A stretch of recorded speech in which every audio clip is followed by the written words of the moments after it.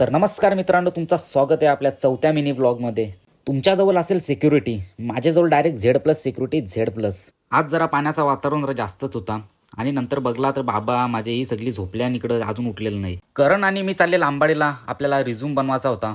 कंपनीमध्ये आपल्याला इंटरव्ह्यू द्यायची, तर आपल्याला रिझ्यूम बनवायचा होता. नाक्यावरती गेलो तर नाक्यावरती जरा ट्रॅफिक होती, म्हणून करणने आउट साईडून गाडी टाकली. आपला ड्रायव्हर हेवी असल्यामुळे आपली गाडी बघा कशी निघते, नुसती राप रूप इकडून तिकडं तिकडून इकडं.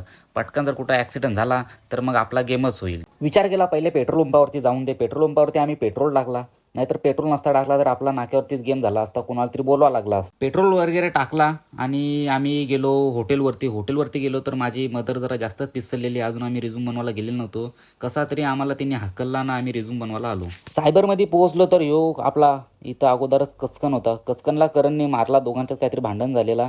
आणि ही खुर्ची बघितली आणि खुर्चीत बसलो तर भाई डायरेक्ट राजासारखी फिलिंग आली ना आपल्याला. रिझ्यूम बनवण्यासाठी आम्ही काय कागद आणलेले नव्हते, तर आम्ही परत घरी जाऊन आम्ही रिटर्न आलो तर बघतो तर त्यांनी सायबर बंद करून नाक्यावरती तो कॅफेला गेलेला. आम्ही येतावली चेतन शेटला पण घेऊन आलेल, काहीतरी आपला होईल मस्ती मजाक म्हणून आपण चेतनला घेऊन आलो. चेतनला मस्तीमध्ये घेऊन आलेल मी. मला माहीतच नव्हता का आता उलटा गेम माझाच होणार आहे. हा तर सायबर बंद करून गेलेला. मी इकडे जिन्यावरती आलो तर भाई खाली डबल रिटर्न आलो तर यांनी दोघांनी डायरेक्ट ना लॉकच लावून घेतलेला. माझ्या मनात एकच निसती फिलिंग का वरतून जर वाघ आला तर मी करू काय.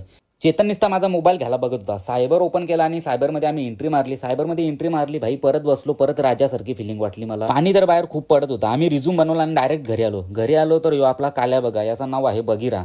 एवढा खतरनाक आहे ना, जानी दुश्मन आहे माझा डायरेक्ट. मग चला आजचा आपण ब्लॉग इथेच आपण समाप्त करू. लाईक करा, शेअर करा, सबस्क्राईब मारा आणि हा काला मांजर कसा आहे नक्कीच कमेंटमध्ये सांगा.